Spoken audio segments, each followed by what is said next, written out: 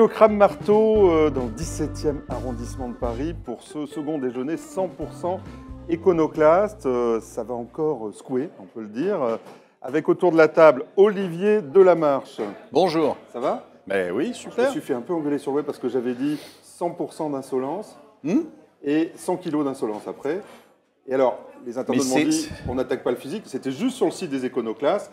Donc je l'assume, en tout cas Olivier Delamarche, consultant. Et en plus, je fais 110, donc je m'en fiche complètement. Et la terreur des plateaux, et ça vous l'assumez complètement aussi. Aussi. Le petit nouveau, Benjamin Louvet, gérant spécialisé dans les matières premières, mais pas que. Pas que. Voilà. Et passionné bien sûr d'économie. Vous allez nous raconter ça autour du sujet d'aujourd'hui, la dette. Vous adorez parler de la dette. Oui, c'est pour moi un des éléments essentiels et qu'il faudra aborder pendant la campagne présidentielle qui s'annonce. On va y venir. Philippe Béchade, je ne l'ai pas fait cette fois-ci. La dernière fois, j'ai dit Pierre, et là aussi, je me suis fait allumer sur le web. Donc Philippe Béchade, cette fois c'est bon, président des Iconoclastes, et vous l'assumez totalement aussi.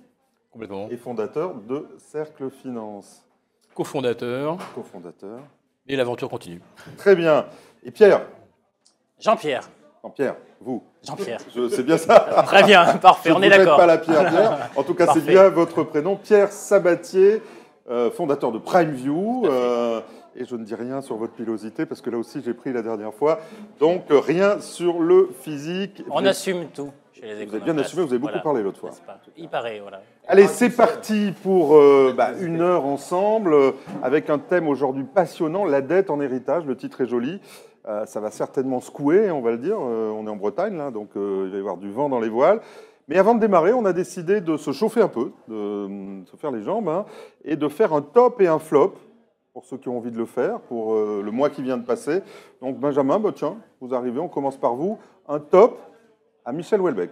Oui, un top à Michel Houellebecq pour sortir un petit peu de l'économie, même si vous verrez qu'on n'en est pas très loin. Michel Houellebecq a donné une conférence à Buenos Aires il y a quelques temps, qui a été relayée entre autres par Valeurs Actuelles cette semaine, dans lequel il s'insurge contre le politiquement correct et contre la bien-pensance qui, à mon sens, est un vrai problème.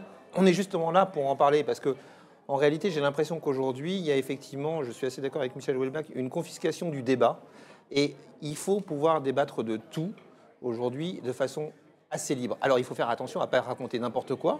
Et Michel Houellebecq parle particulièrement d'un journal, Le Monde, dont on va parler un tout petit peu, parce que Le Monde a lancé deux initiatives. La première, les décodeurs, qui partaient d'un bon sentiment. Ça, c'est ancien, Ça partait d'un bon sentiment. L'idée, c'était de dire, il y a certains journaux qui, des fois, se trompent et donnent des fake news, des nouvelles fausses. Et donc, ils passent au crible un petit peu ces nouvelles. Mais là, on est dans le factuel, et donc ça a du sens, à mon avis, de pouvoir faire ce genre d'exercice. Et on voit effectivement que ça se développe pas mal dans la presse. Là où ils sont allés un peu plus loin et où ça commence à devenir problématique, c'est qu'ils ont lancé tout récemment une nouvelle initiative qui s'appelle le Décodex, et qui a pour vocation de dire quels sont les journaux qu'on pourrait lire et les journaux qu'on ne pourrait pas lire. Et là, on sort totalement du factuel pour arriver sur du subjectif. Et là, je suis totalement contre ce principe. Je suis heureusement pas le seul. On a vu un certain nombre de journalistes, Aude Lancelin, ancienne rédactrice en chef adjointe de l'Obs ou de Marianne. On a vu Gilles Schneiderman, on a vu Elisabeth Lévy de Causeur aussi s'insurger contre ça. Natacha Polony y a consacré une émission que je vous invite à regarder. Et là, pour moi, on arrive vraiment à la limite de l'exercice parce que ça revient un petit peu à 1984, George Orwell, le ministère de la pensée, ça revient un petit peu aussi à l'Inquisition. Et je crois qu'il est urgent en France de dire qu'on peut débattre de tout si on le fait librement, sans pression. Juste peut-être avant d'ouvrir le débat, comment ça marche? C'est un site web, avec une fenêtre un peu à la Google. On tape le nom du site. Et là, le monde vous dit c'est bien, c'est pas bien, attention, c'est ça. Grosso modo, il vous dit si vous avez le droit de le lire ou pas. Alors en plus, on a été particulièrement concernés aux Iconoclastes parce qu'on a un de nos membres, Olivier Berruyer, que je salue, qui fait un travail extraordinaire, qui essaye de toujours faire des papiers extrêmement fouillés, extrêmement documentés, qui a été particulièrement visé par les décodeurs parce qu'il était souvent en désaccord avec eux. Et j'aimerais en profiter pour dire qu'on est derrière lui sur ce sujet. Tout à fait. Alors, c'est une tendance d'autant plus dangereuse dans un monde qui a besoin de débat. Parce qu'il ne faut jamais oublier que l'innovation, parce que tout le monde en parle, on a besoin d'innovation pour réinventer notre monde, mais l'innovation, elle ne peut être que le résultat de débats contradictoires. Et donc il faut pour ça assumer les différences. Et ce genre en fait, d'initiative est in fine négatif parce qu'elle voudrait ou elle laisserait penser qu'il n'y a qu'une seule bonne manière de penser. Eh bien non. On a le droit de s'engueuler en fait, dans la vie, on a le droit en fait, de débattre argument contre argument, et c'est contre ce type d'initiative en fait, qu'il faut vraiment lutter, surtout qu'elles sont vraiment très à contre-courant de ce dont on a besoin. Aujourd'hui, le monde ne peut plus vivre avec un modèle qu'il a dessiné il y a 40 ou 50 ans, il doit recréer un nouveau modèle, et pour le recréer, on doit passer par cette zone de conflit, où on doit débattre argument contre argument sur la vision de la société qu'on souhaite avoir. Et pour soi, il faut laisser en fait, les gens qui ont des arguments les exprimer. Et ce genre de choses qui visent à décrédibiliser des gens qui pensent autrement, ça ne veut pas dire qu'ils pensent mieux, mais ils pensent autrement, mais il ne faut pas les taire parce qu'in fine, on se privera de la capacité en fait, à redessiner un modèle qui sera peut-être plus adapté à ce que nous sommes. En fait, il ne faut pas faire de pub au monde. Non, c'est un journal qui est mourant. C'est un concept qui est mourant. Donc c'est vraiment le rebond du chat mort. Ils savent plus quoi inventer pour qu'on parle d'eux. Alors là, ils ont réussi d'ailleurs. Hein. On a parlé d'eux pendant un petit moment. Pas en bien, mais vous savez, le proverbe, hein, il faut qu'on parle d'abord et avant tout, même en mal, c'est peu importe. Mais voilà, je crois qu'il ne faut pas leur donner plus d'importance que ce qu'ils n'ont. C'est vraiment tellement pathétique quand on creuse comme l'a fait Olivier Berruyer et qu'on voit qui note, quels sont les journalistes qui font ce boulot-là et comment c'est fait et le fait qu'aucun journal ami du monde ou proche du monde ne soit catégorisé en orange ou en rouge alors qu'ils disent un certain nombre de bêtises et plus fréquemment que d'autres. Donc, je veux dire, il ne faut pas en faire plus. C'est pour ça d'ailleurs que les iconoclastes n'ont absolument pas répondu. On a juste... les iconoclastes qui sont aussi, hein, j'ai regardé. Oui, on est en orange. Voilà. Bon, mais je dirais que c'est plutôt bien. Finalement, parce que ça prouve qu'on dit moins de bêtises que les autres. Et donc, moi, je ne réagirai que quand ils nous mettront en vert. Voilà. Donc, je pense qu'il ne faut pas en faire plus qu'il ne faut. C'est vraiment, pour moi, la dernière lutte pathétique pour rester en vie du monde. Et il faut la considérer comme ça. C'est détenu par M. Pigasse et par M. Berger. Rien que ça les discrédite. Donc, pour résumer, je dirais... Voilà, on va passer, hein, parce que le on monde... ne va pas y passer trop de temps, voilà, mais on va pas leur faire de la pub non plus. Je dirais Voilà. que décoder, analyser, oui, c'est important. C'est aussi ce qu'on essaie de faire chez les iconoclastes. Débattre 3 fois oui, c'est pour ça qu'on est là aujourd'hui et c'est le plus important. Comme le rappelait Pierre, si on ne débat pas, il ne peut pas sortir de nouvelles idées. Voilà. Arrêtons de penser avec soi de façon unique, avec une pensée unique. C'est bien les iconoclastes, on a le droit de parler et de s'engueuler même. Donc voilà, Philippe, un top. J'ai pas compris le surgissement des machines. Ah.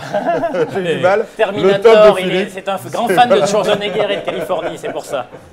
J'essaie de rendre ça un petit peu plus vivant. En fait, là, je mets mon top à Warren Buffett, qui lui a mis un carton rouge aux gérants, à ceux qui prétendent qu'on leur doit beaucoup d'argent parce que ils sont omniscients. Attention à ce que tu vas dire sur les gérants. Voilà. Ils sont malins. Et donc, il faut leur donner beaucoup d'argent pour ce service. Et Monsieur Warren Buffett, du haut de ses 86 ou 87 ans, pour moi, c'est le dernier punk. Il a adressé un no futur aux gérants. Peut-être aux qu'il y a un peu trop tôt l'apéritif. Hedge fund. Non. Je plaisante. Il annonce. Servez à boire à Philippe. Il annonce tout simplement. Lui, il se rappelle qu'il est gérant lui-même, non ou Je vais aller plus loin. Je m'appelle Dory, j'ai des troubles de la mémoire immédiate. Oh, Nemo, comme tu es orange. Lui qui a été le maître incontesté du stock picking, annonce aujourd'hui que ceux qui prétendent faire du stock picking et de se faire payer pour ça sont simplement des charlots qui perçoivent des sommes totalement faramineuses au détriment des clients et qu'aujourd'hui, la seule chose qui marche, les amis, c'est la gestion indicielle. Est-ce que c'est pas le signe d'un ego démesuré? Parce qu'au fond, c'est de dire je suis le dernier des génies. C'est un peu ça Voilà. l'histoire. Donc le surgissement des machines, c'est ça. Oui, voilà. C'est que les machines sont imbattables, donc c'est plus la peine. À part bien sûr souscrire des parts de Berkshire Hathaway, parce que là on reste quand même sur un monde magique où le stock picking fait encore des miracles, mais pour le reste, les gars, eh ben, c'est no future destroyer. Après, moi, le Gérard voulait parler. Vous conseillez les gérants quand même, vous, non? Alors, absolument, mais je pense que c'est un peu l'hôpital qui se fout de la charité quand même quand il dit ça, et que c'est doublement risqué. C'est-à-dire que c'est une erreur de dire qu'il faudrait conseiller des indiciels. Pour que voilà, nos téléspectateurs comprennent, c'est-à-dire que les indiciels, c'est quoi? C'est qu'en fait, on ne fait qu'acheter un indice, le CAC 40, le S&P 500, etc. On achète l'indice sans y apporter aucune plus-value, et en fait, on se laisse monter ou descendre en fonction en fait, du sens du vent. Mais concrètement, ça marche maintenant pour une raison très simple, parce que derrière, on a des banques centrales qui achètent et qui administrent les prix, mais le jour où les banques centrales vont s'arrêter, si elles s'arrêtent un jour, qu'est-ce qui va se passer? Aujourd'hui, en gros, les bons ou les mauvais, pas de différence, il y a assez d'argent pour que tout le monde soit traité de la même manière. Demain, justement, le fait que les gens achètent des indiciels comme des fous, sans discriminer les bons des mauvais, va générer une énorme, je dirais une énorme gueule de bois. Parce que derrière, une énorme volatilité, parce que le jour où les banques centrales vont s'arrêter, eh bien là, les bons vont rester bons et les mauvais vont se révéler mauvais. Et le jour où ça arrive, vous allez avoir dans ces indices des gens qui vont passer de 100, peut-être pas à 0, mais parfois à 0, et d'autres qui resteront à peu près à leur niveau. On peut revenir à une autre phrase de Warren Buffett, qui était « c'est quand la mer se retire qu'on voit ceux qui se baignent sans maillot de bain ». C'est exactement ça. À partir de ce moment-là, oui, en effet, comme Pierre le dit, si on est dans une phase où on n'a que de la hausse pendant 5-6 ans, en effet, il vaut mieux dans ce cas-là acheter des indiciels parce que ça vous coûte moins cher, vous ne payez pas le gérant et vous avez finalement généralement plus de performance. Mais quand les temps deviennent un petit peu plus compliqués, ça va être plus difficile. Mais là, il y a eu un exemple, moi, qui m'a atterré la semaine dernière, exemple de non-marché, de marché purement automatique, de marché algorithmique, etc. Philippe l'avait relevé. C'est quand même hallucinant de penser que au moment où Bayrou annonce qu'il rejoint Macron, Bayrou, 2 voix, grand maximum. Ce type, il ne sait même pas où il est. Donc bon, il ne sait même pas où il est. Il rejoint un type qui ne sait pas non plus quel programme il a, qui est une pure marionnette. Merveilleuse complémentarité. Et là, on a un décalage. On avait dit qu'on ne parlait pas politique. On a un décalage sur l'euro. Non, mais ce n'est pas politique, là, c'est purement marché. On a un décollage sur l'euro au moment de cette annonce. Pourquoi? Parce que les algos décident que si Bayrou rejoint Macron, à ce moment-là, ça va donner des voix et donc Macron peut gagner. Et donc, ce n'est pas le Front National. Et donc, c'est bon pour les marchés. C'est une option sur le second tour. C'est pas que l'euro, on est dans un truc qui est ahurissant quand même. Là, on atteint le bout du non-sens aujourd'hui du marché. On n'est plus dans un marché. On est dans un truc qui évolue à la nanoseconde parce qu'il y a des formules mathématiques qui font que... On est bien dans un marché parce qu'au fond, ça veut dire que les marchés ont un candidat. C'est aussi bête que ça. Il y a un candidat des marchés, les marchés disent bravo. C'est ridicule. C'est renforcer ce candidat. C'est ridicule. Est-ce que le ralliement de François Bayrou va augmenter la probabilité que M. Macron soit élu? Premier tour.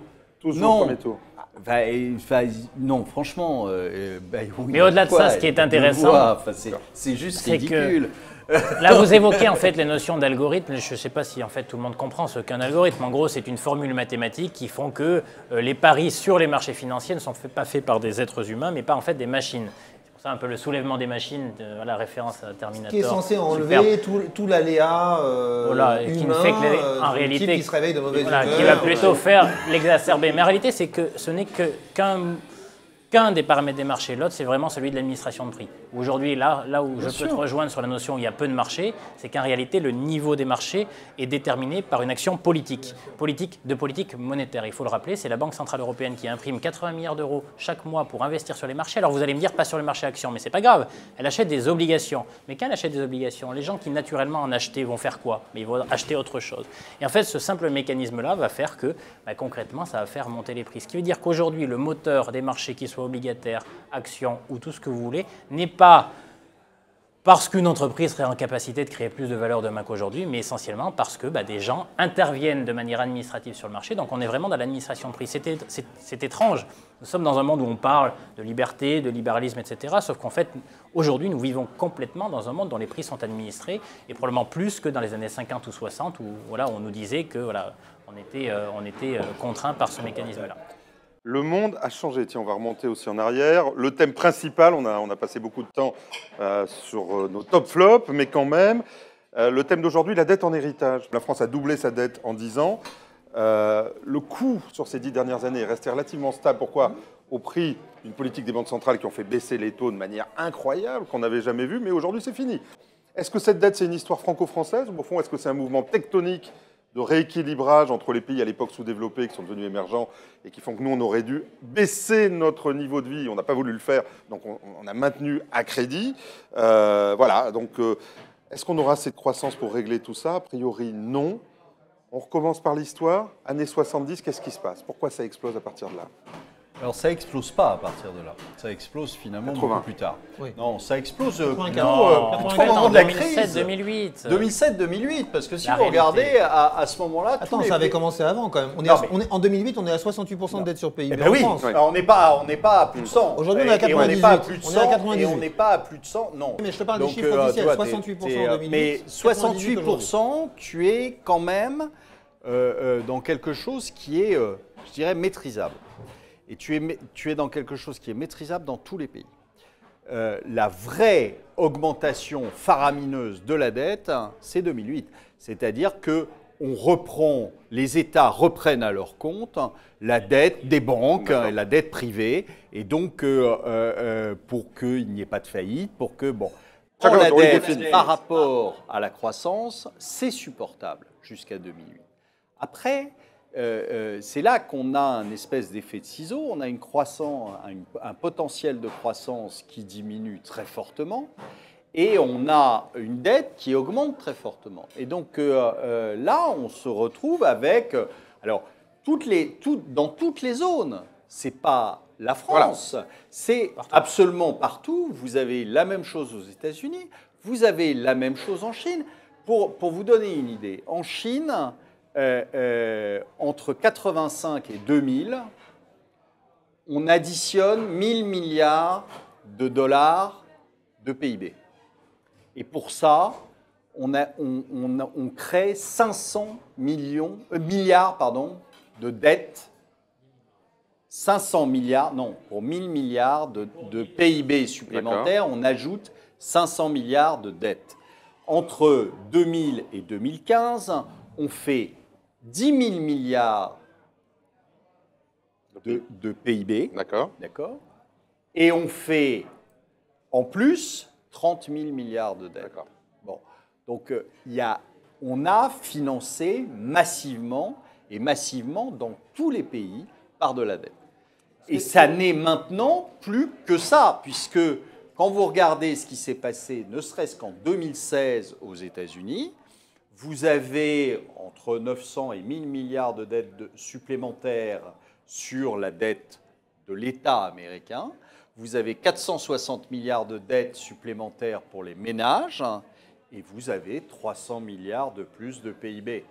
Donc ça veut bien dire qu'on est rentré depuis, on va dire, 2007-2008, on est rentré dans un mouvement où, dans chaque pays, on met 3, 4, 5 dollars de dette pour avoir 1 dollar supplémentaire de PIB. Il y a pire, c'est je finance de la dépense courante avec la dette. Alors on y vient justement, c'est ça que je voulais faire. Un petit rappel, parce qu'on a fait un rappel historique, on peut peut-être faire un petit rappel économique tout simple. Bien sûr. C'est quoi le PIB d'un pays? C'est la somme, une des définitions, c'est la somme de la consommation des ménages, de l'investissement des entreprises, de la dépense publique, puis après il y a l'ajustement entre les importations et l'exportation. Je vous en fais cadeau, c'est pas le sujet. Donc ça veut dire quoi? Ça veut dire que dans la dépense publique, si tous les ans, on dépense plus que ce qu'on en reçoit, c'est-à-dire si on fait du déficit, on crée du PIB. Et c'est là le problème, c'est que si vous corrigez le PIB de ces déficits publics systématiques, vous arrivez dans une situation qui est beaucoup moins florissante pour le PIB des économies développées ces dernières années. Pourquoi la dépense publique est dans le PIB? C'est tout simple. Si à un moment ou à un autre, une économie va moins bien et que les consommateurs consomment moins ou que les entreprises investissent moins parce qu'il y a moins de projets, le public est là pour compenser temporairement ce problème en investissant dans la recherche, dans l'éducation. Benjamin, tu parles d'investissement. J'y viens. Donc là, je comprends, pas de dépenses. Mais je voudrais dire deux choses. La première, c'est que c'est bien si c'est temporaire, sauf qu'en France, depuis 1974, tous les ans, on a fait du déficit. Et je trouve que les politiques sur ce point-là sont volontairement très ambigus quand ils vous disent on a réduit le déficit. Ça ne veut pas dire qu'on a moins de déficit qu'avant, ça veut dire qu'on s'enfonce moins vite. C'est-à-dire que là, vous aviez 3% de déficit, vous n'avez plus que 2% de déficit. Quand vous entendez on a réduit le déficit, vous dites ah bah c'est bon, ça va mieux. Non, vous vous enfoncez moins vite. Ça, c'est la première chose importante. La deuxième chose vraiment importante, c'est que si c'est sur le long terme, ça n'a de sens que si vous investissez pour des vraies raisons. Or, le rapport de Pébro dès 2005, commandé par Breton à l'époque, statue sur une chose très simple. Aujourd'hui, l'État s'appauvrit, c'est-à-dire que cet endettement, il sert à financer les dépenses courantes et pas l'investissement et pas la recherche. Et M. Pébro dit la même chose aujourd'hui, il dit c'est pire aujourd'hui. Pébro dit à l'époque déjà que si on retraite l'ensemble des dépenses publiques, on se retrouve avec un patrimoine de l'État qui est même dans le rouge, négatif. Et aujourd'hui, c'est encore bien pire. Comme le patrimoine de M. Macron. Ah non, on ne va pas rentrer. Ah mais si non, Philippe. Pas de politique, on a dit. Elle est vraiment bonne. Ouais, mais bon. On y arrive en conclusion. On va voir les 20 questions d'Olivier Berruyer. Allons-y. Monsieur Pébro a produit en 2005 un rapport alarmiste et qui a très bien cerné des travers bien français. Il arrive en 2017 et constate que nous ne nous sommes pas améliorés. Et Dieu sait que nous ne nous sommes pas améliorés. Heureusement que M. Pébro n'a pas été chargé de faire la même enquête aux États-Unis en 2005 et en 2017. Parce que là, il nous fait directement une syncope. Parce que de 2003 jusqu'à pratiquement le deuxième mandat de Barack Obama, les États-Unis ont financé des guerres impériales de façon totalement déficitaires. Ils en sont en réalité à 230% de déficit vrai en ajoutant les dépenses militaires plus les dépenses sociales non provisionnées. Et en plus, quand les États-Unis pensent qu'ils n'ont plus assez de croissance, ils vont baisser les recettes grâce à M. Trump en réduisant les taxes, les impôts, etc. Donc là, je pense que M. Pébro aussi, il regardait la dynamique de la dette américaine et qu'il y rajoutait les Trumponomics, là, je pense que M. Pébro, il faut qu'on le mette en réanimation. Donc la France, vraiment, on ne fait pas du bon boulot, on en est d'accord. On finance peut-être beaucoup de fonctionnaires. S'ils n'existaient pas, où sont les supprimés d'un trait de plume à coût de 500 000, ça ferait 500 000 chômeurs de plus. Il faudrait bien qu'on les finance d'une manière ou d'une autre. Mais aux États-Unis, on est parti dans une spirale de la dette qui me paraît là inarrêtable. Mais comme au Japon... Les États-Unis, c'est 100% aujourd'hui du PIB. 100% comme chez nous. Comme la France. 108, 107, 108. C'est 107, 108 aux États-Unis. 230, on compte en tout. Le Japon, alors lui, par Oui, mais restons sur les chiffres officiels. Attention, non, La France et les États-Unis, c'est plus pareil. personne ne va rien Ok. comprendre. La France et les États-Unis, On est à c'est 100%, pareil. d'accord. Sauf que d'un côté, on veut faire de la croissance et chez nous, on a du mal. Le plan de Trump, Jean-Pierre, entre les aides fiscales et le plan de relance, il est estimé par les spécialistes entre 35 et 40% du PIB. Ça veut dire que là, vous avez 100%, parce qu'il n'est pas financé pour l'instant. Donc PIB, là, vous avez 100% de dette sur PIB, vous passez milliards. d'un coup à 135 ou 140% du PIB de dette. D'accord. Mais si Ça crée a de la forcément croissance, un impact sur la façon si dont ça les crée gens de la ont confiance. croissance. Mais, Non. non, mais ça crée de la croissance. Ça peut créer de la croissance. Est-ce que ça créera suffisamment de croissance Pour le et compenser. suffisamment vite Voilà. pour Alors, compenser Claire. ce problème? Alors, ce qui est intéressant, c'est que c'est vraiment... On est sur un sujet assez complexe. En gros, le déficit, ça pose pas de problème quand vous avez un potentiel de croissance élevé. Voilà. C'est Pourquoi ça. Parce que c'est En fait, pour pourquoi ça c'est que grave, c'est ça la jusqu'en question. 2007-2008, à la limite, c'est pas bien sur la communication, sur le message qu'on envoie quand on est chaque année déficitaire. Mais concrètement, on s'en fout. Pourquoi? Parce que jusque-là, le potentiel de croissance en face. croissance est suffisant et donc un déficit année N, s'il est compensé par 2% ou 3% de croissance l'année qui suit, j'ai le droit à un déficit finalement de 2 à 3%, parce que c'est une manière d'investir pour accéder ou pour permettre en fait la croissance qui suit. Le problème de la France, le problème de tous les pays industrialisés, c'est qu'il faut aujourd'hui acter que le monde a changé. Et le vrai changement de fond, c'est que jusque-là, on avait un fort potentiel de croissance qui nous permettait d'avoir un déficit, ce qui fait qu'in fine, la dette qui augmente était compensée par la richesse qu'on créait. Mais une fois que vous actez le fait que notre potentiel de croissance diminue, essentiellement d'ailleurs pour des raisons démographiques, parce que nous changeons, c'est ni bien ni pas bien, c'est comme ça, si vous continuez à avoir les mêmes réflexes que par le passé, ben vos 3 ou 4% de déficit supplémentaire chaque année, quand vous n'avez plus que 1% de croissance, et ben là, vous avez une dette qui explose. Donnons un exemple. Le premier à avoir vécu ce traumatisme, c'est le Japon. Le Japon, jusqu'au début des années 90, et on va dire le vrai tournant, c'est milieu des années 90, jusque-là avait un potentiel de croissance élevé. Donc, in fine, c'est beaucoup endetté, mais à la limite, peu importe. Il faut avoir en tête que le Japon, en 1990, a 60% de dette publique, comme la France, comme les États-Unis, comme l'Allemagne en 2007. 144 millions d'habitants. Oui, c'est ça. Contre voilà. 25% de moins aujourd'hui. Non, pas tout Là, à on fait, est à me semble-t-il. 126. Il me 126. semble Mélangez que pas les tout, chiffres soient parce bons. Mais qu'on bon, va avoir On est à 126 et bon. on sera à 83. On va faire le lien avec la démographie Continuons, tout à l'heure, mais c'est un autre pour vous sujet. dire qu'ayez en tête ça, parce que c'est un laboratoire vivant, de ce qu'il pourrait nous arriver si nous décidons, comme eux, de ne rien changer, de ne pas faire le bon diagnostic du fait qu'on est en train de changer, qu'on ne peut pas faire les mêmes choses qu'auparavant. En 1990, la dette publique japonaise, c'est 60% de PIB. Aujourd'hui, c'est 230. Rappelons-nous, les États-Unis, l'Allemagne, la France en 2007, c'est 60 points de PIB. Aujourd'hui, alors l'Allemagne est un peu particulière, mais les États-Unis et la France, c'est 100 points de PIB. Si nous continuons de faire ce que nous faisons aujourd'hui, nous irons jusqu'aux 230% en 2035. Et là, ça peut poser un problème parce que ce n'est pas 30 000 euros par personne qu'on lèguera de dette publique à nos enfants. C'est beaucoup plus que ça, c'est 80 000, 90 000, 100 000. Et donc, in fine, effectivement, on lèguera un fardeau et pas un capital, on lèguera un fardeau. Est-ce qu'on peut revenir au sujet de Pourquoi je m'endette Juste un mot. je- Parce que si je m'endette pour dépenser des dépenses courantes, c'est-à-dire au fond financer mon confort, ça veut dire que j'obère la croissance future, je l'enlève à mes enfants, Mais c'est-à-dire leur que tu ne capacité crées pas de d'investissement. croissance. Tu ne crées pas de je vois croissance. juste- non, mais c'est juste ça. Si en plus j'ai pas de croissance, c'est pire. Mais imaginons même que j'ai de la croissance. Si je dis j'ai de la croissance future, c'est pas gênant, et je peux m'endetter pour financer mon confort. Et c'est là où je disais, est-ce qu'il faut faire la différence entre l'endettement pour l'investissement Mais bien sûr que temporel oui. Mais Jean-Pierre, et l'investissement pour les on dépenses? s'endette pas pour financer son confort, on s'endette pour faire des investissements. Mais non. Pour créer. Mais si, normalement, c'est ça. Oui, mais c'est pas le cas. Non, mais aujourd'hui. normalement, On finance c'est la des base. déficits Mais d'exploitation. c'est bien pour ça que c'est grave. Voilà. C'est bien pour ça que c'est grave. Parce que les conséquences de ça, c'est quoi? C'est que pour rendre cette dette supportable, tu l'as très bien dit tout à l'heure, je reprends les chiffres. En 2008, la dette de l'État en France, c'était 68% du PIB. C'est les chiffres officiels. Hein. Après, on peut discuter, peu importe. Ça n'inclut pas le financement des retraites, Oui, notamment. d'accord. En 2016, c'était 98% du PIB. En 2008, la France a payé 44 milliards et demi d'euros d'intérêts. En 2016, la France a payé 44 milliards et demi d'euros d'intérêts. Qu'est-ce qu'on a fait? On a obligé les entreprises, avec des réglementations notamment sur Solvency, qui considéraient les emprunts d'État comme non risqués, à investir dans ces emprunts d'État, ce qui a fait baisser les taux. On a fait baisser les taux pour essayer de relancer la croissance. Et donc, on a ramené les taux à zéro. Pourquoi c'est problématique d'avoir des taux à zéro? Parce que quand vous avez un projet qui n'est pas viable, si l'argent ne coûte rien, ce projet, il arrive à continuer à vivre. Donc, vous ne faites pas disparaître les entreprises qui ne sont pas viables. L'autre chose, c'est que vous ne permettez pas au capital d'être rémunéré pour le risque qu'il prend, ce qui est un vrai problème. Et puis, le dernier problème, c'est que en Europe et ailleurs dans le monde, dans les économies développées, on a développé des régimes sociaux, des régimes de retraite, qui, pour arriver à leur fin, ont besoin d'avoir une rémunération à un moment sur les sommes qu'ils engagent. Et aujourd'hui, on n'a pas cette rémunération. Le monde des marchés financiers, c'est quoi? C'est de l'épargne à disposition. Et l'épargne, c'est quoi? C'est la conséquence des taux de croissance passés. Nous avons bien fonctionné, nous avons accumulé de la richesse, donc nous avons de l'épargne à investir.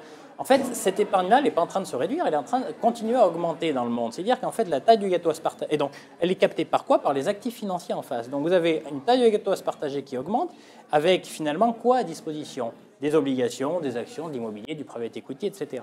Donc, qu'est-ce qui se passe? Il se passe que la France, oui, c'est pas bien, on peut se flageller, hein, ça fait 40 ans qu'on fait des déficits publics, mais pour quelqu'un qui veut investir dans ce monde, il a quoi à disposition pour ne pas prendre trop de risques? De la dette américaine. OK. L'obligation américaine. La dette allemande, c'est super, sauf qu'il n'y en a plus. C'est-à-dire qu'eux, ils sont des excédents publics. Et ça ne rapporte rien. Ça ne rapporte rien, il n'y en a plus. Donc, Oui, voilà. mais c'est un problème important, c'est ce que tu disais tout à l'heure, Pierre. C'est qu'on est en train de passer d'une situation où on avait un taux sans risque à une situation où aujourd'hui on se retrouve avec un risque sans taux. C'est-à-dire que si tu veux gagner de l'argent, tu es obligé d'aller sur des actifs qui sont risqués Oui, au-delà de ce que tu vas pouvoir mais rapporter. je pense qu'on a Et donc, j'ai vécu plus dans un envie d'aller monde- sur l'obligataire. Mais Enfin, non, mais on a je- vécu. Non, c'est pas vrai parce que. Moi, c'est pas Alors, vrai. Hein. J'ai là, bien envie d'aller sur D'accord. l'obligataire encore. Je vais te dire pourquoi. Parce que dans une population qui vieillit, n'oublions pas, il y a un âge clé dans l'investissement, c'est 55 ans. Avant, tu es dans la psychologie, c'est très très bien étudié, c'est intéressant. Avant 55 ans, tu es dans l'accumulation de capital. Après 55 ans, tu es dans la préservation optimale du capital. Pourquoi? Parce que l'âge de la cessation d'activité se rapproche. Et que 55 ans, c'est quoi? Il te reste plus que 10 ans. Et donc, tu bascules parce que 10 ans, si tu prends un coup sur le nez, tu n'as plus le temps de te refaire. Avant, tu peux encore. C'est-à-dire que tu es un preneur de risque avant 55 ans et traditionnellement, tu as tendance à diminuer progressivement. Et ça veut dire quoi? Le Ça veut mix dire dépend que de ton âge. voilà, et ça, c'est assez classique. Hein, c'est partagé, qu'on soit espagnol, allemand, italien, japonais, américain.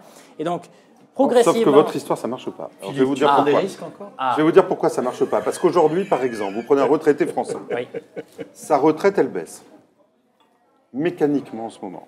Non, pas celle qui l'a, Non. celui qui va Celui qui devenir va à la en retraite. avoir une, Mais bien sûr. elle baisse. Oui, ah oui. Et à un moment donné, s'il n'a pas de taux en assurance vie, sur des produits sécures, eh ben, il faut qu'il aille prendre plus de risques. C'est tout le problème aujourd'hui qu'ont les conseillers en gestion de patrimoine. Alors, Et ça le, tombe ils sont en bien. phase de gens. et le risque se Ils sont en matérialisera face de gens. immanquablement. Ils sont en face de. Immanquablement. Et voilà. Et le vrai sujet, il est là. Ils sont en face de gens qui ont besoin de revenus, sauf que les produits classiques ne rapportent plus de Eh revenus. bien, il ne faut pas leur mentir, c'est tout. ben oui, voilà. Il ne faut pas leur mentir. Non, non, non, non. C'est-à-dire que on On est revient d'accord, à la Pierre, situation initiale. Concrètement, la performance n'existe qu'au regard du risque que tu prends. Voilà. Et c'est proportionnel. Dans le monde d'avant, tu évoquais le fait que les obligations d'État étaient sans risque. Ça n'a jamais été sans risque. Non, j'ai jamais dit C'est ça. par, mais c'est attends. par construction l'actif le moins risqué. Pour une raison très simple. C'est quoi l'obligation d'État? C'est la dette de l'État. Et pourquoi, par construction, c'est bien ou pas bien? C'est comme ça. C'est l'axiome de base en mathématiques. On a construit nos sociétés là-dessus. Pourquoi, en fait, c'est forcément l'actif le moins risqué dans une zone, dans ta zone? Parce que l'État, c'est le politique, et le politique, c'est qui? C'est celui qui fixe les règles du jeu. Et nous, Qui a la possibilité, notamment, de voilà, lever et donc l'impôt. Il lève concrètement, l'impôt si ou l'État il est- frappe la monnaie. si l'État est en difficulté, imaginez que les agents privés qu'il administre, à savoir les ménages ou les entreprises, soient en meilleure forme. C'est un pari osé. Et donc concrètement, c'est pour ça que c'est très injuste, mais c'est comme ça. L'actif le moins risqué dans une zone, là je parle dans une zone, hein, pas au niveau international, mais dans une zone, c'est forcément l'obligation d'État. Pourquoi? Parce que c'est le politique, et normalement, a la capacité à décider quand de je vous ce qui écoute- se passe. Mais j'ajouterais une chose. Moi, je quand voudrais même. bien entendre C'est- Olivier c'est sur que le la- sujet, C'est quand que la même. dette, c'est binaire. C'est-à-dire qu'on a confiance ou on n'a plus confiance. Et aujourd'hui, on a confiance Voilà. parce que justement, il y a l'État qui a la capacité à lever de l'impôt et que le patrimoine des Français Et là, permettrait de, c'est important. de Mais il peut couvrir, imprimer. de couvrir ces problématiques de dette. Maintenant, le jour où on n'a plus confiance, ça sera extrêmement brutal. Ça veut dire qu'on est face. Notre sujet, c'était la dette. Et on titrait la dette en héritage. Si je vous écoute, il n'y a pas de souci. Tout va bien. Alors, attention. Tout va bien. La dette, On la peut dette, émettre. c'est pas- on la peut dette, émettre- ah bah, on c'est n'est ce que pas vous venez de du me tout- dire. non, non, On non, peut mais la émettre, dette, c'est c'est parfait pour sécure. rembourser, c'est tout. C'est C'est sécure. ce qu'il y a, c'est Et au fond, ça peut rien rapporter, c'est pas grave, tout le C'est monde une ira question dessus. de Non, mais confiance. il faut constater les gens. choses. Aujourd'hui, c'est pas un souci. Et pourquoi c'est pas un souci? Parce que finalement, on a décidé que, alors ça fait longtemps, on a décidé qu'un État, ça faisait pas faillite. On a décidé que, de toute façon, Tu peux faire faillite. regardez le Japon. Voilà, Qui bon aurait exemple. dit que on pouvait aller jusqu'à 230% vrai. du PIB et on sera à 300. Et dis N'en combien ils doutez payent leur pas, dette. dans quelques années, on sera à 300. Il y a 7 à 10% de déficit budgétaire par an. Ils ont zéro croissance. Donc, de toute façon, mécaniquement, ça augmente. Et donc, vous serez à 250 l'année prochaine, et puis à 260 l'année suivante, à 270, et vous Olivier, atteindrez 300. dis-nous combien il la paye, cette dette. C'est ça qui est Zéro. intéressant. Zéro. 230, et, zéro. et alors, c'est pour ça que ça m'a fait marrer, moi, pendant des mois et C'est une des question mois, de on a confiance. dit, mais qu'est-ce que Kuroda va faire? Mais qu'est-ce que Kuroda va faire? Ce qu'il peut faire, c'est-à-dire qu'il va le maintien. maintenir les taux à zéro et qu'il ne les laissera jamais monter, parce que si jamais ça monte d'1%, C'est un arrêt quand cardiaque. vous avez 250% de dette, ça fait 2,5 points de PIB. Point barre. De toute façon, il a été clair, il a aboli le marché, il a dit les taux à 10 ans c'est zéro. Oui, Jusqu'à il l'a dit, jusqu'à il l'a nouvel dit. avis. Mais Donc il n'y a plus de marché. Le truc, On revient à ce qu'on disait. après, c'est que ce qu'il faut bien comprendre, c'est qu'il y a une conséquence à ça. C'est-à-dire que moi, je veux bien qu'on dise on s'en fout, on s'en fout. Oui, c'est vrai, on s'en fout à court Aujourd'hui, terme. Aujourd'hui, aujourd'hui, on s'en fout. Pas dans 20 ans. Mais le fait est que à chaque fois, parce que ce théorème de base est qu'on s'en fout, eh ben on cumule. Et donc, on va tous devenir japonais, puisqu'on est tous sur le même modèle. Alors, ça veut dire quoi? Ça veut dire la conversation qu'on avait à un moment, c'est-à-dire que, qu'est-ce qu'on fait au final? Au final, on va faire quoi? Soit on continue cette fuite en avant perpétuelle, et on continue d'endetter, et puis finalement, c'est la Banque centrale qui rachète la dette, et puis tout ça se fait gentiment entre nous. Et on dira un mot sur la manière dont ça se termine. Et donc, il y a quelques solutions. Soit on fait défaut. Bon. Alors, vous allez me dire, on fait défaut. Pourquoi on ferait défaut tant que la Banque centrale rachète la dette? Alors, je peux parce qu'à un moment, il faut s'arrêter un moment. Pourquoi je fais défaut? La conséquence de ça, c'est que vous faites QE sur QE, puisqu'il faut bien imprimer les billets, il faut bien les acheter. Il faut bien acheter la dette. La Banque centrale, qu'est-ce qu'elle fait au Japon? Elle imprime des billets, elle descend à la cave à chaque fois. Elle descend à la cave, elle remonte, elle achète la dette. D'accord? Et elle achète 100% de la dette. Alors, elle la paye à zéro. Les Japonais, et elle la paye à zéro, donc elle peut continuer. C'est plus les Japonais comme on croyait que c'était il y a quelques années. C'était vrai il y a quelques années, aujourd'hui ça a changé, c'est la Banque centrale qui rachète tout. Donc, alors je fais un aparté finalement, juste pour répondre. si elle continue comme ça, elle crée des billets. Donc tout va bien tant que vous avez confiance dans le fait que le yen vaut quelque chose. Le jour où vous n'avez plus c'est ce que je disais tout à l'heure, c'est binaire. C'est voilà, confiance ou pas confiance. Exactement. Il n'y a pas de juste milieu. Vous dites, ah ben non, t'es gentil, moi je t'ai vendu des avions, je t'ai vendu des machins. Tu me payes en autre chose que du yen, tu me payes en dollars, tu me payes en ce que tu veux, mais tu me payes pas avec cette saloperie. Là, tu descends plus la cave. Et bien ce jour-là, c'est fini. Si, ils peuvent toujours continuer à descendre la cave, là, c'est la crise ça vaut argentine. rien. Là, il va falloir faire réellement la manuelle. Alors, attendez, il nous reste peu de temps. À quel moment on a ça la arrive, moyenne ça mais c'est pas la crise argentine. À quel moment ça bascule? Si on peut se permettre. En France, au Japon. Il ne faut pas le dire. Au Japon, c'est maintenant. C'est maintenant, depuis 4 ans, depuis 2012, le Japon n'est pas l'Europe. Les gens disent l'Europe devient le Japon. Oui, l'Europe est le Japon d'il y a 20 ans. Mais le Japon a en gros, a tiré toutes les billes qu'il avait dans le barillet. Donc ça, c'est fait. Et aujourd'hui, le Japon est en grande difficulté parce qu'en fait, la manière dont il finance ses dépenses publiques sont véritablement, j'imprime dans la cave, je prends le billet, je le donne. Et donc concrètement, tu parlais d'avion, mais allons plus loin pour les gens. C'est-à-dire que c'est le restaurateur ici, le restaurateur dit, donc, votre billet, il est bien neuf pour payer le plat aujourd'hui. Mais il ne va pas le falloir m'en donner un, mais ça en donner 2. Donc c'est vraiment ça, le bout de la course, c'est la crise argentine. Ils sont là, le Japon? Ils en sont quasi là. Bah oui. Mais ils en sont quasi là. J'ai une image qui est très simple.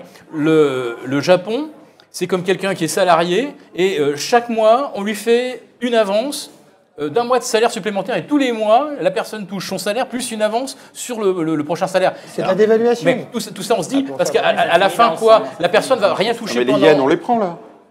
Comment? Ou pas? Les yens, on les prend?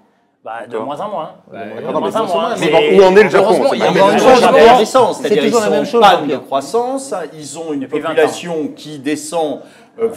On est 126 millions aujourd'hui au Japon, 80. Il y a 126 millions de Japonais, vous serez 83 ou 84 en 2050, donc ils auront perdu un tiers de leur population. Alors, mais ça, c'est toujours la même chose. Et vous avez, dans l'autre sens, uniquement. Vous avez aujourd'hui, enfin, vous aviez il y a 2 ans, 26% des Japonais, des ménages japonais, qui avaient 0 en épargne financière.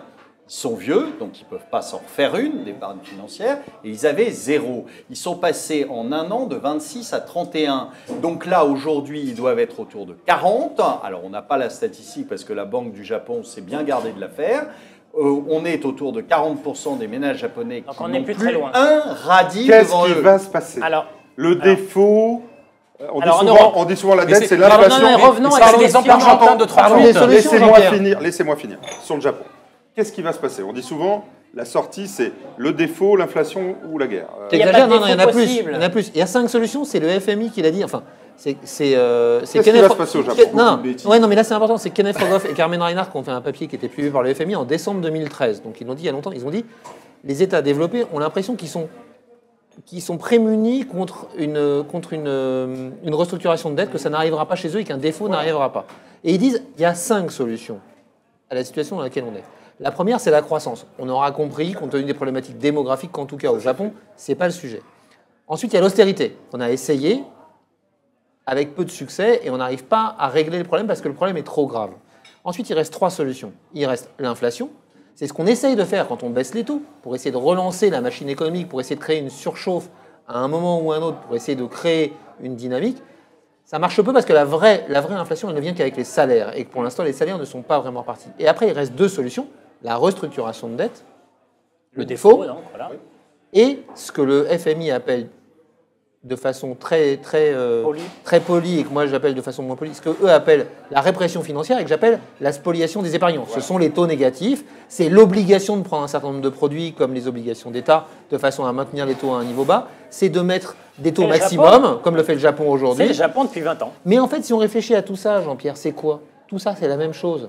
C'est aller chercher dans la poche de l'épargnant l'argent que l'État n'a plus. Je fais juste une parenthèse là-dessus, parce que ça paraît totalement injuste à beaucoup de gens.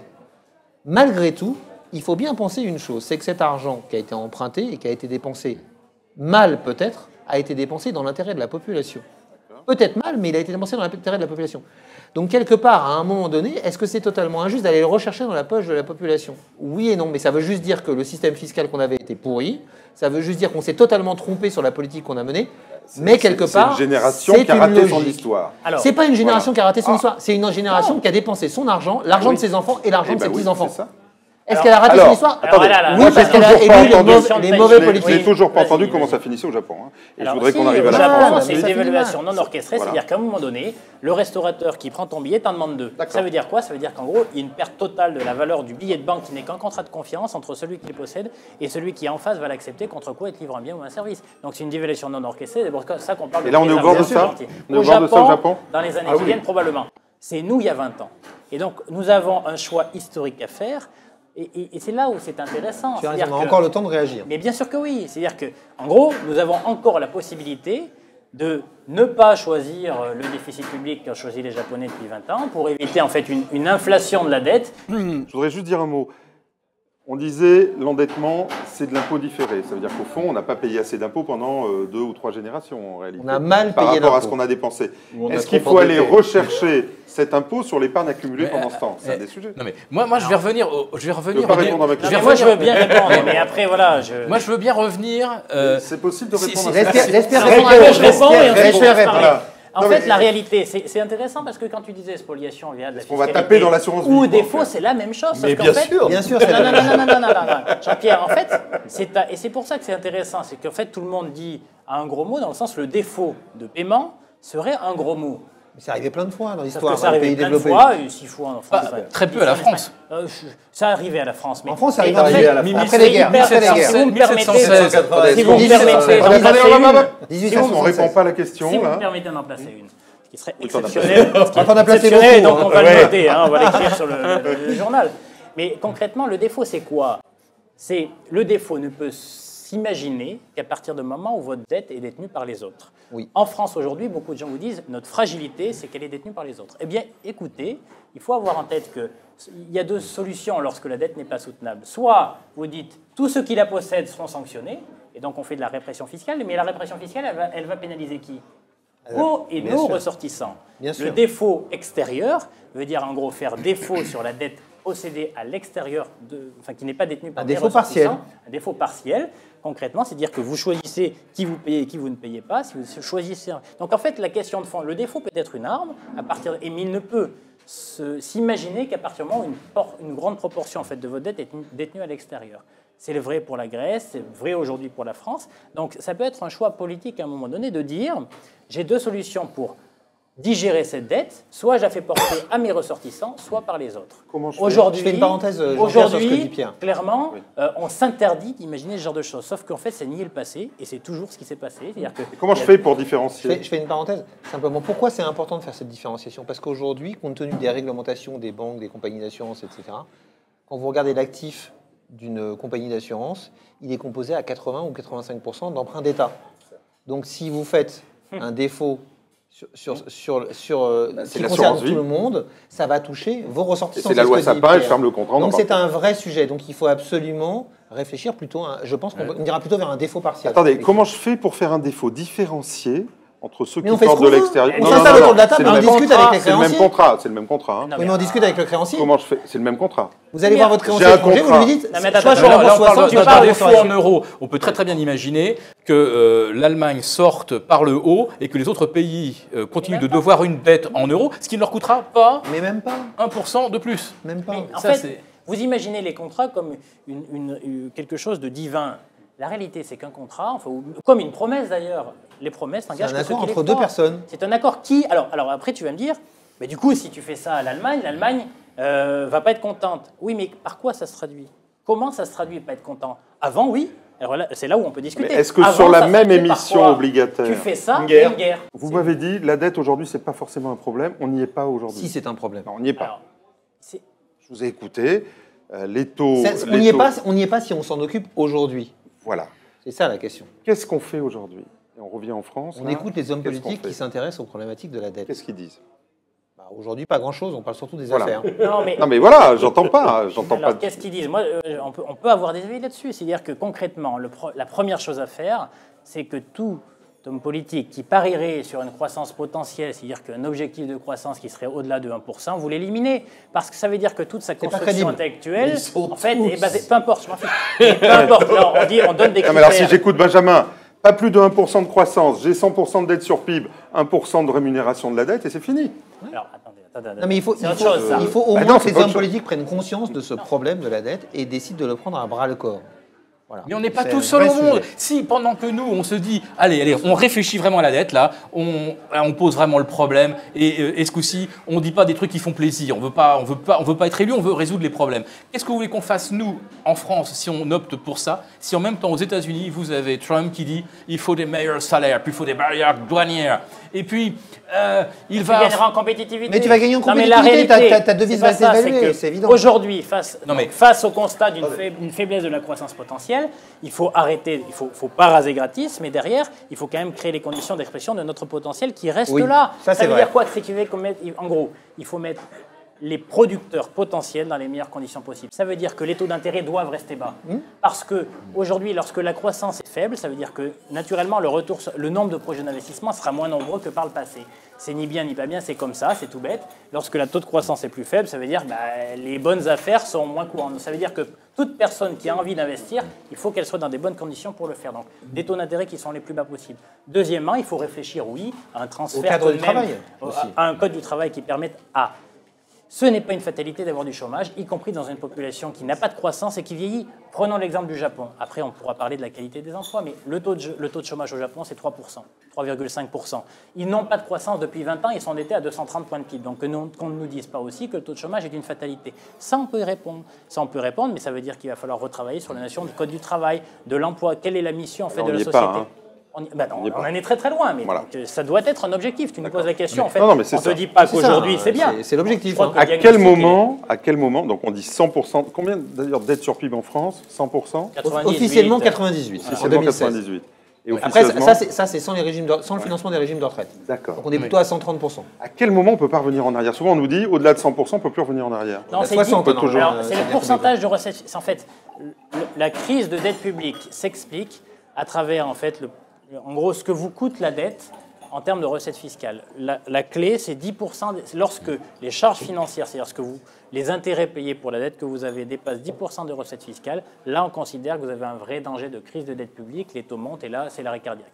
Donc là, on est en période en France. Je suis d'accord sur le fait que le monde est le monde, mais en même Mais temps, on parle. tu m'as en pas laissé France- finir là-dessus. Oui, je t'en prie. Je t'explique pourquoi. Je pense que le problème est sérieux. Si ce que dit Benjamin tout à l'heure est vrai, et que, vrai, et que les forcément. États-Unis, à la fin de la mandature Trump, ils sont montés à un taux d'endettement de 137%. Ça veut dire que sur une économie qui fait 20 000 milliards et qui en fera peut-être 25 000 milliards d'ici 4 ans, ça veut dire que ce besoin de financement supplémentaire, c'est un besoin qui va s'adresser à la planète entière. C'est-à-dire qu'il va falloir à un moment qu'on choisisse, Oui. est-ce qu'on donne de l'argent à la France, à l'Italie, au Portugal ou Oui. aux États-Unis? Or, le plus gros demandeur, celui qui te dit carrément, moi, mes recettes, je les enterre, moins de fiscalité sur les entreprises, moins de fiscalité... Et qui n'a pas de taux négatif. Hein. Très juste, très juste.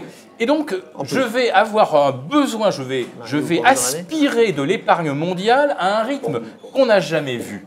Qu'est-ce qui va se passer? Soit les banques centrales se disent, ah bah si les États-Unis ont besoin de 40 je ne sais pas combien, de 40 milliards de plus par mois, parce que c'est une estimation basse, eh bien, il faut qu'on imprime 40 milliards de plus, voire 50 si Trump va très loin dans son projet d'allègement fiscal. Donc, c'est-à-dire que les États-Unis vont entrer en concurrence frontale avec tous les autres pays pour absorber de l'épargne, pour financer des déficits.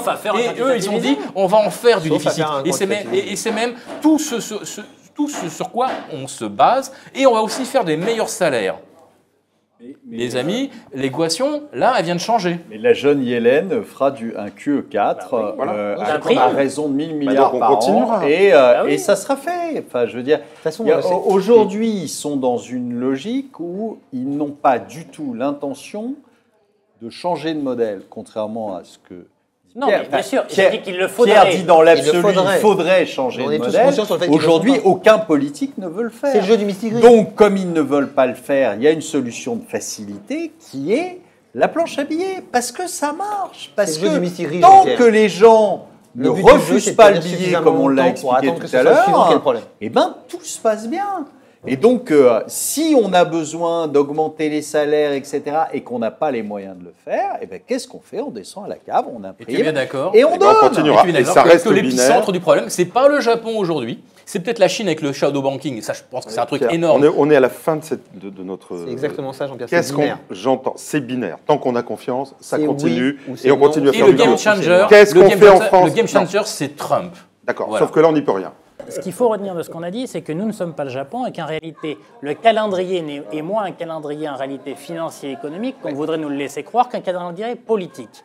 Ça, c'est le premier point. C'est-à-dire qu'en fait, nous ne sommes pas face au mur, en dépit de ce qu'on veut dire. Le Japon l'est aujourd'hui. Nous, on a encore un peu de temps. Déjà, ce n'est pas le discours qu'on entend en général. Exactement, premier point. Donc, mais par contre, il n'empêche que nous devons adresser une situation qui est très problématique, qui serait que si nous ne faisons rien, nous serons dans le mur à un horizon qui sera un horizon de moyen terme. La deuxième chose, c'est que ce qu'on peut souhaiter, c'est un diagnostic lucide. C'est-à-dire qu'on arrête, entre guillemets, de se cacher derrière son petit doigt. Donc un diagnostic lucide en termes de taux de croissance potentiel. Et deux, et je pense, j'arrêterai là, parce que les solutions, en fait, c'est aux gens de les proposer. Il ne faut pas s'inventer une compétence que nous n'avons pas forcément. Il ne faut pas dessaisir la population, en fait, de son droit. Mais le sujet de fond, c'est qu'une fois que vous avez posé un diagnostic qui est lucide, c'est derrière, il faut faire l'état des lieux de que le monde fonctionne à travers une multiplication de stratégies non coopératives. Il faut arrêter de croire que le monde est une multiplication de stratégies coopératives. Tout le monde défend ses intérêts. La France doit défendre ses intérêts, l'Europe doit défendre ses intérêts, tout comme les États-Unis défendent les intérêts et les Chinois défendent leurs intérêts. C'est ni bien ni mal, c'est la nature qui fait que c'est normal. Et donc, pendant longtemps, l'Europe a cru, à travers peut-être l'euro, monter finalement une frontière qui serait une frontière qui nous sortirait ou nous permettrait de nous extraire de cette compétition internationale. Non, nous vivons dans une compétition internationale et nous devons aussi considérer, certes, des stratégies coopératives si on peut les mettre en place, mais aussi des stratégies non coopératives. Alors, et ça veut dire stratégie non coopérative en restant dans l'euro, c'est crédible? Ça peut, avec qui on est coopératif. Si vous pouvez les mettre en place. C'est une question en fait de volonté. Je vois Olivier qui me fait ouh. Non, bien sûr que non. Enfin, je veux dire, voilà.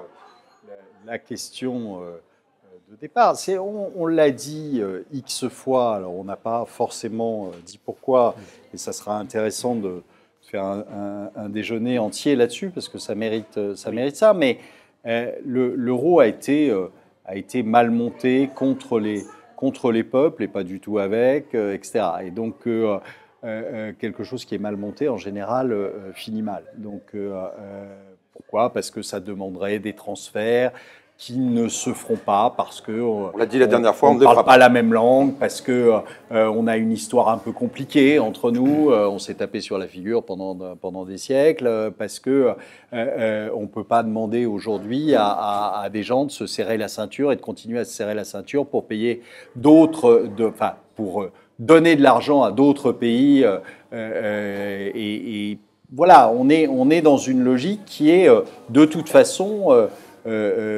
qui est une fin je pense, de rêve. Alors, ça met longtemps, c'est résilient. Il y a toutes les autorités européennes et tous les organismes européens qui essaient de perdurer, mais c'est mort. Alors après, c'est une question de date, mais ça mérite une émission, Olivier, peut-être. Juste, tiens, est-ce qu'on peut conclure là-dessus une stratégie non coopérative dans l'euro tel qu'il est actuellement, oui ou non, Benjamin? Oui, c'est ce que font les Américains, c'est ce que font un certain nombre d'acteurs aujourd'hui. Les Américains, c'est pas l'euro. Non, mais ce que je veux dire, est-ce qu'on peut le faire dans le cadre de l'euro? Dans le cadre de l'euro, pour moi, oui, on peut le faire aujourd'hui. C'est pas complètement exclu. C'est pas complètement exclu. Il faut repenser l'euro un petit peu différemment, peut-être. Il y a des évolutions à faire, mais c'est pas du tout complètement exclu. Moi, je vais rebondir sur la notion de non-coopération, puisqu'on est actuellement dans un cycle, je dirais presque idéal, de coopération entre les banques centrales depuis 2000, depuis 2006 et surtout maintenant depuis 2009. C'est-à-dire que tout le monde rame dans le même sens. La Fed, la Bank of England, la BCE, la Banque centrale du Japon, tout le monde a été d'accord pour imprimer au même moment. Tout le monde est absolument coopératif. Trump, on a bien compris avant l'élection que Yellen, il l'avait dans le collimateur, et notamment une de ses bras droits qui soutenait ouvertement Hillary Clinton. Donc celle-là, elle va dégager. Tarullo, qui était le chargé de la supervision de la réglementation bancaire, il démissionne. Bref, il y a 3 sièges qui se libèrent à la Fed dans les 3 mois. Qu'est-ce que je veux dire par là? C'est que pour l'instant, vous avez une Fed qui est coopérative avec la BCE. C'est la question sur l'euro, Philippe. Sur 11 votants. Qui est coopérative avec la BCE. Imaginons que M. Trump profite donc de ces places vacantes pour y mettre des gens qui sont de son bord et qui ont sa philosophie. Et là, il va dire, là, ça suffit, la Fed, là, elle est coopérative avec la BCE. Ça aboutit à quoi? On a perdu des emplois aux États-Unis. On est moins compétitif. La BCE, elle a joué avec la monnaie. Il a même parlé presque du mark en disant que l'Allemagne avait une monnaie trop faible. Bref, lui, on a bien compris que si il arrive à reprendre la main sur la Fed, c'est d'un seul coup une Fed qui va devenir non coopérative par rapport à la BCE. Il est revanchard, il veut que le dollar redevienne compétitif. Les Européens, il n'y a pas de cadeau à leur faire. Donc là, du jour au lendemain, cette magnifique coopération qui existe entre les banques centrales, si elle cesse d'exister, je me demande où on va. Est-ce qu'on peut avoir, je repose la question quand même pour qu'on conclue là-dessus, est-ce qu'on peut avoir une stratégie non coopérative dans le cadre de l'euro, nous? Alors non coopératif, sincèrement, ça me paraît surréaliste. Par contre, se déterminer en Europe pour se dire on a une zone qui est non optimale, comme le souligne Olivier à chaque fois avec raison, c'est qu'est-ce qu'on peut faire pour que d'un seul coup, on respire. Alors c'est quoi? Est-ce que c'est un split de la zone euro? Qu'est-ce qu'on peut faire d'intelligent? Voilà. Et la question c'est de savoir, non coopératif, non. Parce que si on fait rien d'intelligent et qu'on est non coopératif, là on va dans le mur. Enfin, j'en ai peur. Non, quand on dit non coopératif, on dit tout et rien. En réalité, la question de fond, c'est est-ce que l'Europe est d'accord pour faire un diagnostic partagé? L'Europe, je me suis fait engueuler l'autre fois. Voilà, la zone euro, voilà, ou la zone euro voilà. est d'accord, parce qu'en fait, la question, c'est la zone euro.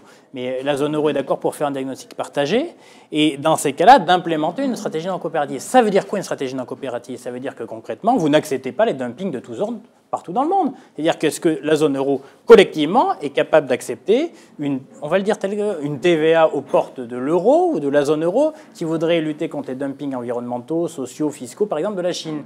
Oui, non. Si oui, ça peut se faire. Ça, c'est une question en fait de mécanisme. On pourra l'étudier, on pourra le travailler les prochaines fois. Sinon, eh bien, il faudra le faire tout seul. C'est tout bête, en fait. Ce n'est pas un mécanisme pour ou contre. C'est est-ce qu'il est possible de mettre en place ce genre de choses dans un monde qui est compétitif? Qu'est-ce qu'on fait d'Irlande? C'est la question. Non, mais on le voit tous les jours. C'est-à-dire que c'est... Aujourd'hui, c'est peu probable. Non, mais sur le papier, je dis ce qu'il faudrait faire. Oui, ok, il faudrait machin. Oui, sauf que non, ça se fait pas. Donc, et c'est pas du tout a priori dans l'esprit actuel et dans la dynamique actuelle. Donc, il faut constater les choses et le faire avec les gens qui sont en place. Comme ça ne se fera pas avec les gens qui sont en place, bah, ça se finira par probablement un éclatement de l'euro qui sera en plus non maîtrisé puisqu'ils ne sont pas assez malins pour essayer de se réunir avant et essayer de le faire intelligemment. Eh bien, voilà, c'était le mot de la fin. Merci Olivier. On se retrouve dans un mois, toujours au Crabe Marteau. On sera un mois avant les élections. Oui. Donc, je pense qu'on aura l'occasion de revenir sur tous ces sujets autour de programmes qui se seront peut-être affinés depuis. Donc, bien, à dans un mois. Et pendant ce temps-là, bah, faites attention. Si tu affines le zéro, tu n'as pas grand-chose. Eh bien, affinons le zéro. À bientôt.